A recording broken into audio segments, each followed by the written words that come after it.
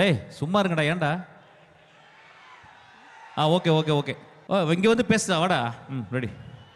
என்னப்பா யாரோ ஒருத்தர் பேச, என்ன அவனை கூப்பிடுங்களேன்ப்பா. என்னப்பா? டேய் தம்பி, சாரிடா டேய். நல்ல மூடில் வந்தவனை ஏதாவது ஏற்றி பின்னாடி ஏதாவது பண்ணி ஏதாவது பண்ணிடுவீங்கடா டேய். Sorry sorry, love you. சீக்கிரமாக வந்து சீக்கிரமாக பேசிட்டு போகிற நினச்சிக்காதீங்க, தப்பாக எடுத்துக்காதீங்கன்னா. இப்போ போனால் தான் விடிஞ்சா வீட்டுக்கு போக முடியும். ஏன்னா நான் இங்கேருந்து வரும்போது தூங்கிட்டேன், எந்திரிச்சு பார்த்தா ஏதோ கோயம்புத்தூருக்கு போகிற மாதிரி இருந்துச்சு.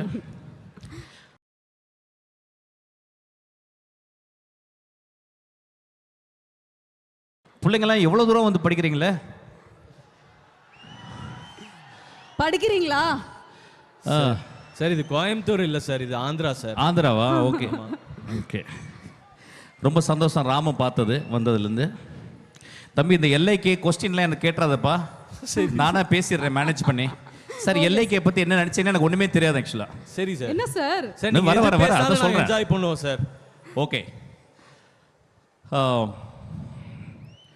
ரொம்ப நாளைக்கு அப்புறம் ஒரு ஸ்டேஜ் வர்றேன். ஸ்டேஜில் ஏறக்கூடாதுன்னு நினச்சிக்கிருந்தேன். விக்கி வந்து கழுத்தில் கத்தி வச்சு, சார் என் படத்துக்கு நீங்கள் ஸ்டேஜ் ஏறணும் சார்னா. ஸோ விக்கிக்கு எப்படி சொல்கிறது, I am so happy to be on the stage and இது this being a Vicky stage.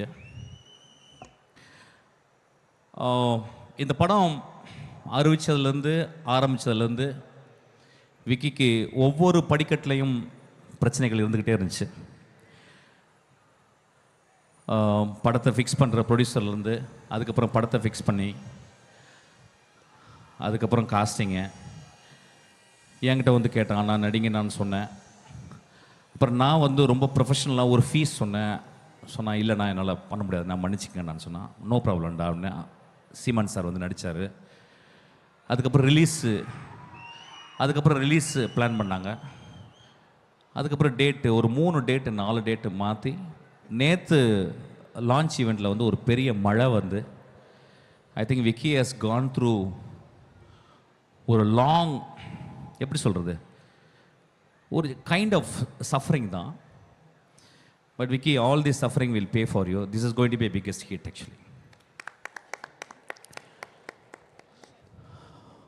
Vicky நான் வந்து என்னை அறிமுகப்படுத்தினது வந்து ராம் தான். நான் இங்கே வந்து ராம் பார்த்தோன்னே ரொம்ப சந்தோஷமாயிட்டேன். ராம் நான் எப்போ பார்த்தாலும் நான் சந்தோஷமாகிற ஒரு மனுஷன். என் லைஃப்பில் நான் சினிமாவில் மோஸ்ட் டேரக்டர்ஸ்னு ஒரு 2-3 பேர் சொல்லுவேன் தமிழ் சினிமாவில். I think he will be the ஃபஸ்ட்டுன்னு நினைக்கிறேன் ஆக்சுவலாக. So I am so proud to be here actually. விக்கியை வாழ்த்துருக்கு. ஏன்னா விக்கிக்கும் ராமுக்கும் ஒரு பெரிய இன்டிமேட்டான ஒரு ஃப்ரெண்ட்ஷிப்பு. ராம் எங்கே போனாலும் விக்கியை பற்றி ரொம்ப உயர்வாகவும், தங்கச்சியை பற்றி அவ்வளோ எப்பயுமே பேசுவான். என்ன ஆஃபீஸில் வந்து பேசுவான். ஸோ விக்கி ஒரு மர்மமாகவே இருந்தான். அதுக்கப்புறம் விக்கி வீட்டுக்கு கூப்பிட்டு போயிட்டு விக்கியை பார்க்கும்போது, விக்கி ஒரு 6 அடியில் இருக்க ஒரு குழந்தை ஆக்சுவலி. ரொம்ப ரொம்ப இன்னசென்ட்டான person basically. But is not ignorant, is very innocent. டேய் சும்மா இருங்கடா, ஏன்டா? Okay okay okay. இங்கே வந்து பேசுதா, வாடா. ரெடி. Okay okay. என்னப்பா யாரோ ஒருத்தர் பேச, என்ன அவனை கூப்பிடுங்களேன்ப்பா. என்னப்பா? Okay okay okay. ஸோ ரொம்ப ஒரு நுட்பமான பையன் விக்கி. நிறைய பேருக்கு தெரியுமான்னு தெரில. விக்கி பேசிக்கலி அவன் லைஃப் ஆரம்பித்தது வந்து is a musician actually. Basically அவன் ஒரு பெர்கஷனிஸ்ட், ட்ரம்மர். அப்புறம் வந்து பாடல்கள் எழுதுறதுல ரொம்ப ரொம்ப ஆசை. ஸோ அவன் வந்து ஒரு சின்ன கவிஞன் தான் அவன் ஆக்சுவலாக. பாடலாசிரியர் சொல்ல மாட்டேன், கவிஞன் சொல்லுவான்.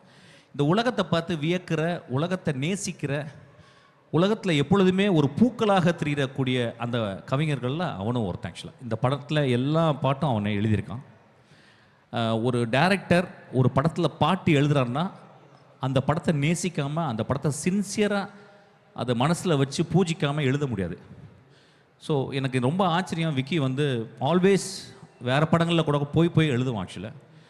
ஸோ இந்த படத்தை ரொம்ப கஷ்டப்பட்டு தான் விக்கி பண்ணியிருக்கான்.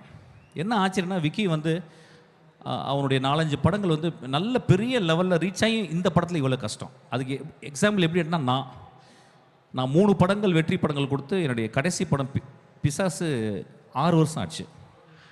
அதுக்கப்புறம் இப்போ ட்ரெயின் 2.5 வருஷம் ஆச்சு. ஸோ இப்போ இதெல்லாம் என்ன சொல்லிக் கொடுக்குது அப்படின்னா வந்து ராமுக்கு ஒரு 1.5 வருஷம் 2 வருஷமாக ஒரு படம் இருக்குது. என்னென்னா இந்த சினிமா வந்து ரொம்ப ரொம்ப ஒரு பெரிய மலை, உயரமான மலை, செங்குத்தாக ஏற வேண்டிய ஒரு மலை. அது ரொம்ப ஈஸியாக சினிமா வந்து கடந்துட முடியாது. அது எல்லா பெரிய மாஸ்டர்ஸ்க்கும் பெரிய ஜாம்பவான்களுக்கும் சினிமா வந்து எப்பயுமே சேலஞ்சிங்காக இருக்குது. அதனால தான் சினிமா ரொம்ப உயர்வாக இருக்குது, சினிமா ரொம்ப இன்ட்ரெஸ்டிங்காக இருக்குது. So Vicky, we don't need to worry about that. நான் விக்கிட்ட 2 டேஸ் முன்னால் வந்து என்னை வந்து பார்க்க வந்தான் டப்பிங்கில். வந்து அண்ணாட்ட எப்படி கேட்குறது, நான் வந்து என்னுடைய லான்ச்சுக்கு நீங்கள் வரணும் அப்படின்னு சொல்லிட்டு நான் அதை புரிஞ்சுக்கிட்டேன்.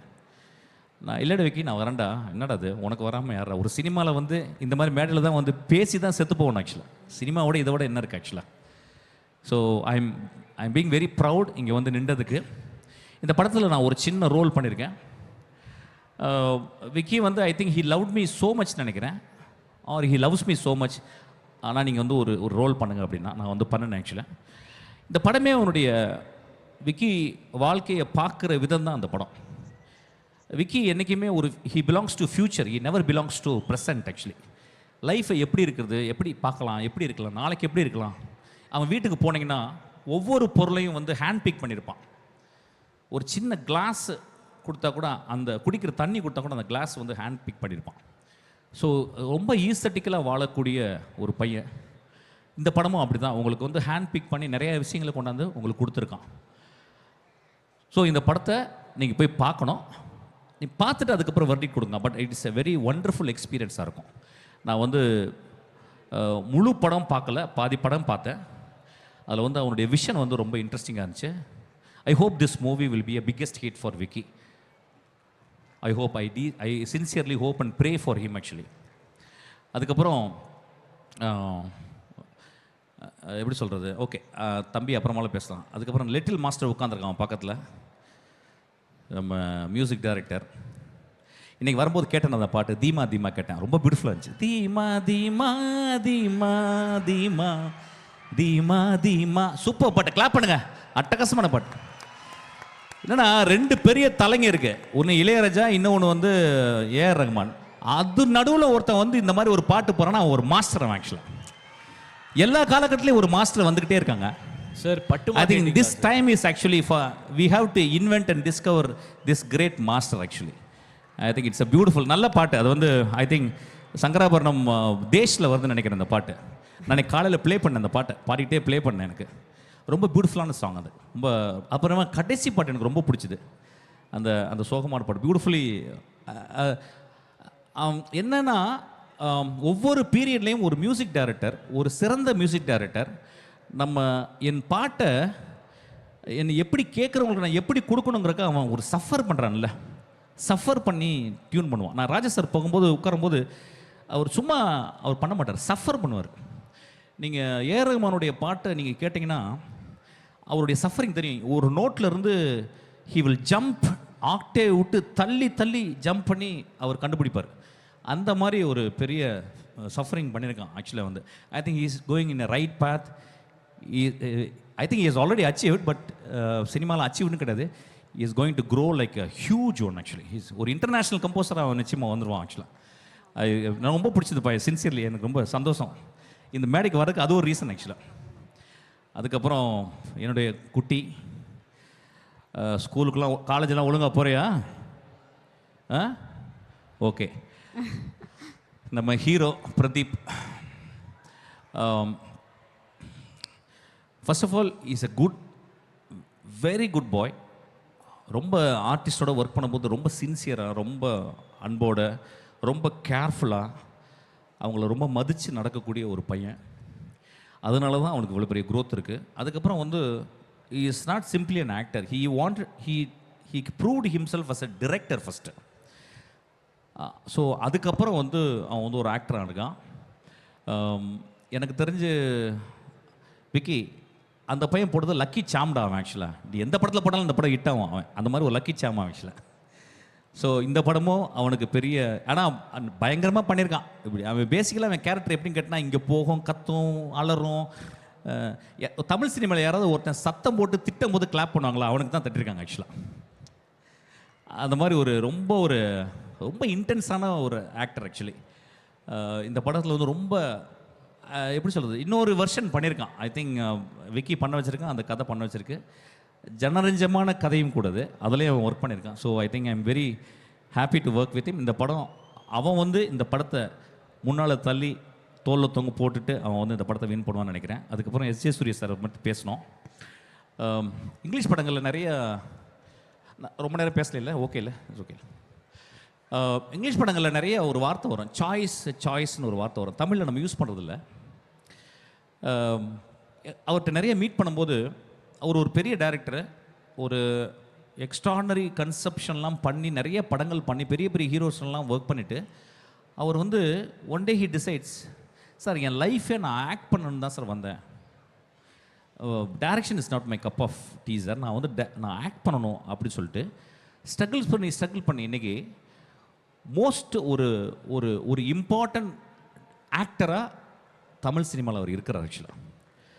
அது அந்த சாய்ஸ் நான் தெரிஞ்ச தமிழ் சினிமாவில் நான் பார்த்து ஒருத்தங்க எல்லாருமே சாய்ஸ் ஒருத்தங்க சூஸ் பண்ணி தான் வரோம், இதுதான் பண்ணணும். பட் அவர் வந்து ரொம்ப ஒரு ரிஃபைன்டு சாய்ஸாக அவர் கிரியேட் பண்ணிட்டார். எனக்கு அவர் மேலே ரொம்ப சந்தோஷம். அவர் இன்றைக்கி வந்திருந்தாலும் ரொம்ப சந்தோஷப்பட்டிருப்பேன். இப்படி தான் சார் நான் இருக்கணும், என்னுடைய ஸ்கேல் இது தான், நான் ஒரு அமிதாப் மாதிரி ஆகணும், நான் ஒரு ஷாருக் மாதிரி ஆகணும் அப்படின்ற ஒரு சாய்ஸ் இருக்குது பார்த்தீங்களா. என்றைக்குமே ஒரு கோல் செட் பண்ணிட்டு ஒர்க் பண்ணுறது. ஸோ அவர் அதனால எனக்கு ரொம்ப பிடிக்கும். I saluting. அதுக்கப்புறம் அந்த பாப்பா வந்து as a heroine very very pretty girl.